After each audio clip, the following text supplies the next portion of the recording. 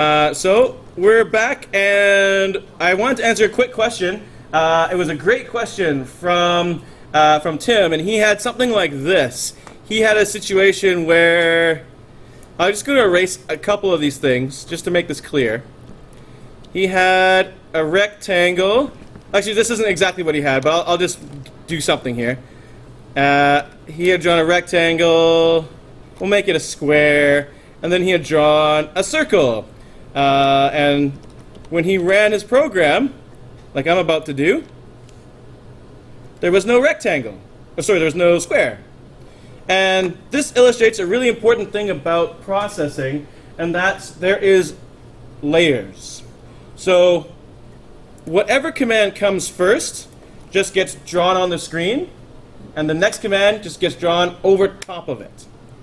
So what has happened here is the rectangle was drawn, and then an ellipse was drawn on top of it, so you don't see the rectangle. And just to prove it, I will put the rectangle second. If I run this, the rectangle will be on top of the circle.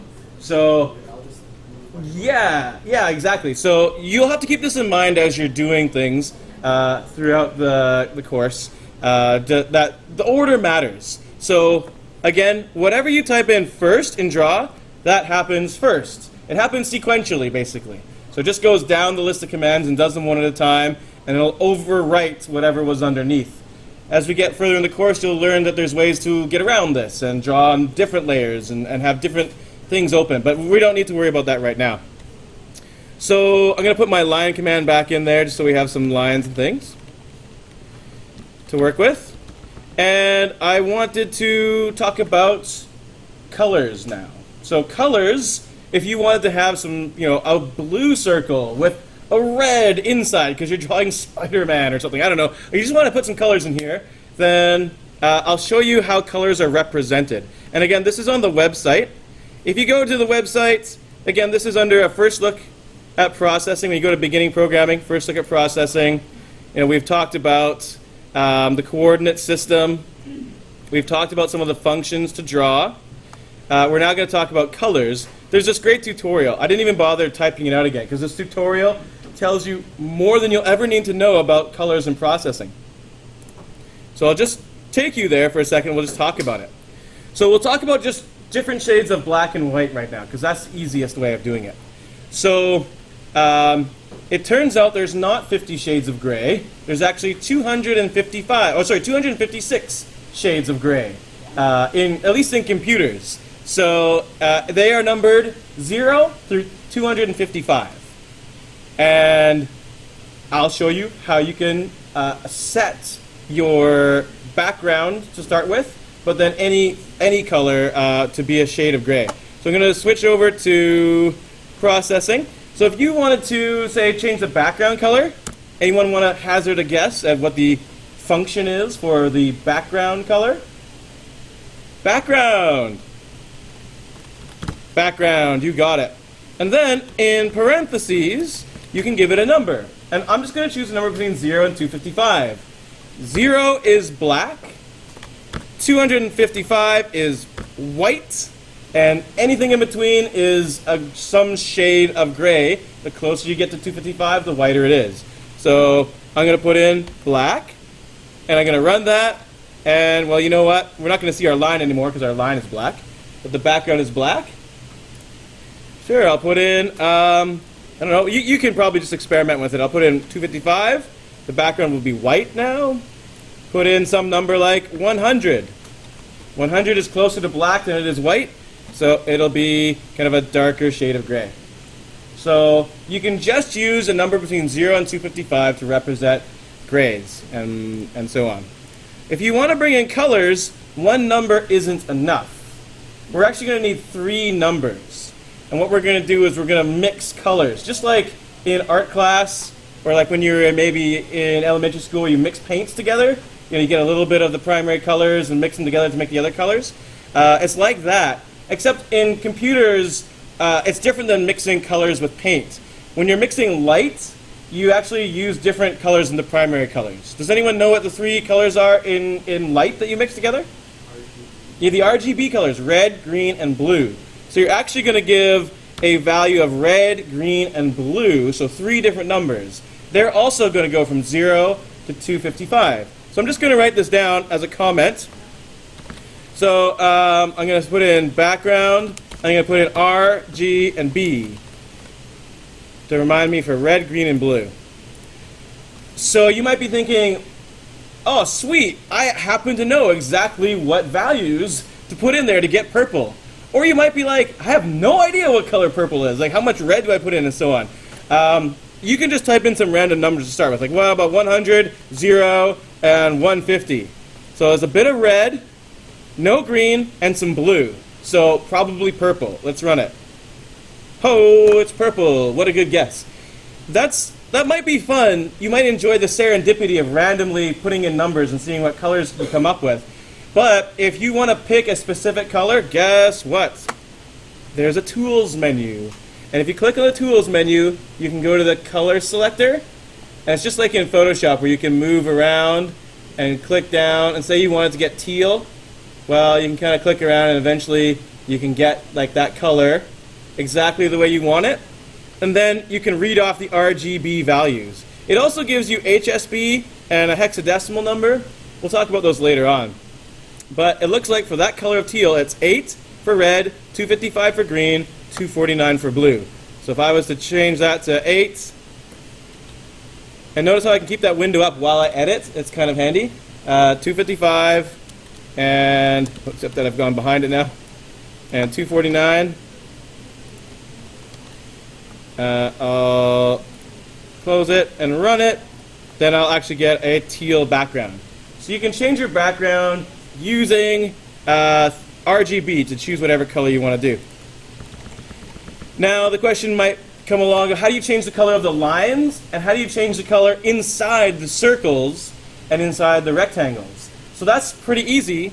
There are 2 different functions that will allow you to do that. So if you want to change the color of the lines, it's called the stroke of a line, or of anything. The stroke is the word for the outside color. You can also give it an RGB value. So let's be terrible and just choose some random color. This is going to look hideous, but no problem. Actually, what goes with teal? Someone who knows art. Not teal. Done. That's not teal. Okay, I'm going to type in that number. So it's 27, comma, 255, comma, 8. It's going to be green. Let's find out if this is in fact going to look good. So again, what does stroke do? This is going to change the outline color of our shapes. So I'm just going to write in here stroke, RGB, to remind ourselves what it does, and changes line color. I'll just write that down. I'll use the American spelling to save some space. So if I type in stroke, all of the lines after here will be that neon green color. Let's run it. Oh, you can barely see it because it's so it's so green. But can you kind of see how it turned green? Yeah, kind of. Maybe I should choose a better color. I'll bring this down to like 100. There we go. It's like a darker green. So hey, we changed the line color. What if you just wanted to change the line color of one thing? So here's the story. Stroke, whatever command you give, it's like saying, imagine all of these shapes are drawn by the same person. When you say stroke, you're saying, okay, person, now use this color crayon to do all your drawing. And until you tell them to do a different color, they're going to keep using that color for everything that comes after it. So if you wanted your line to be green, but you wanted your rectangle to have like a purple outline, then you'd have to use a new stroke function right before you draw your rectangle. So if I want a purple, I'll say stroke, and I'll put in purple, which is like red and no green and some blue.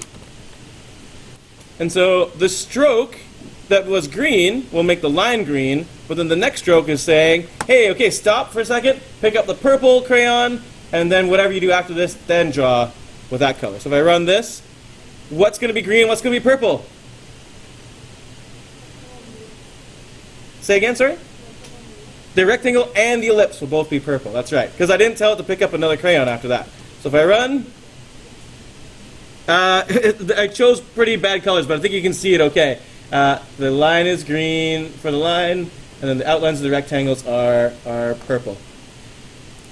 While I'm at it, I'll also mention stroke weight. If you want those lines to be thicker, I'll just do this at the very beginning. I'll say stroke weight. Here's a new function for you. Let's give it a number. So this is in pixels. I'll say 5 pixels. The default, by the way, is, I believe, 1 pixel. So this will be 5 times thicker for all my lines. And this will set it for everything. Everything below will now use stroke weight of 5. So all my lines will be 5 pixels thick. So I'm going to just put a comment here to say changes thickness of lines. Just to remind myself. I'll run that and we'll see we have fat lines now. Oh, fat lines.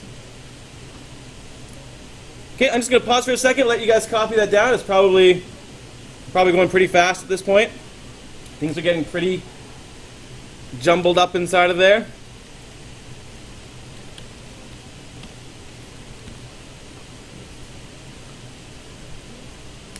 And I will now reveal the secret to how do you color the inside of shapes. So a closed shape like a rectangle or an ellipse, by default gets a white interior color. So if I don't want white, I can change that with a function called fill. So let's assume that I want to change the fill color for just the ellipse. Let's do this differently. We'll say I want to change the fill color for the rectangle first, and then a different color for the ellipse. So I'll say I want the inside of the rectangle to be we'll say black. That'll be easy. And then the inside of the other shape to be red. So black is pretty easy to do. I can say that my rectangle is going to have a fill, which is the function name, of 0. If you want this black or gray, you actually don't have to give it RGB. You can just type in 0. And then the rect will have a inside of black. And then right before the ellipse, I'll give it a fill of red. So red, I'll have to say RGB again. So I'll give it 255 for red, maximum red, and then 0 green and 0 blue. That'll just be straight up red. So a fill function, I'll just type in a comment, changes the inside color of whatever shapes you have. So now I expect there to be a black rectangle and a red ellipse, and I'm going to run this, and look at our beautiful program. This is, you did not come to school expecting yourself to make art of this caliber today, I bet. This is gorgeous and wonderful. So, do you see how the fill function works? Do you guys see how colors work in general? Okay. I got one last thing to say, and that is, what happens if you screw up? So I'm going to make a mistake on purpose. I'm going to, say for example, delete a semicolon. This will happen. You'll just type a thing and you'll forget a semicolon. So I want to show you what it looks like when your program doesn't work. Because computers must have it exactly like this. If it's not exactly like this, with the semicolons and the parentheses in the right places, it literally cannot do what it can do, because the computers are not smart. I will run it, and it will say, I don't know if you can see this, but do you see it's given us a little message down here? I'll zoom in. Oh. At the bottom of your screen, there'll be a little red bar, and it'll say syntax error. Maybe missing a semicolon? Question mark? That sounds like a pretty good error message, right? And it highlights this line. But isn't that annoying? Because that line actually isn't where you're missing a semicolon. The line is above it. So here's the reason why. It thinks this is all one line. Because that's how processing knows you're done a line, because you put a semicolon at the end of it. Not because you press enter. Technically, you can have your entire program all in one line as long as you put in semicolons. So it's going to sometimes lead you a little bit astray. So don't always take these messages literally. Just use them as a guide to say, oh, there's a mistake somewhere in this area, and it might be the right information it gives you. Otherwise, you might just have to kind of sit back and think about what's gone wrong. But it'll always give you a message here, and it'll kind of guide you in the right direction. We'll be talking lots about how to solve errors and mistakes. So that's a good thing to know about as we go. Okay, so I'm going to stop the video. And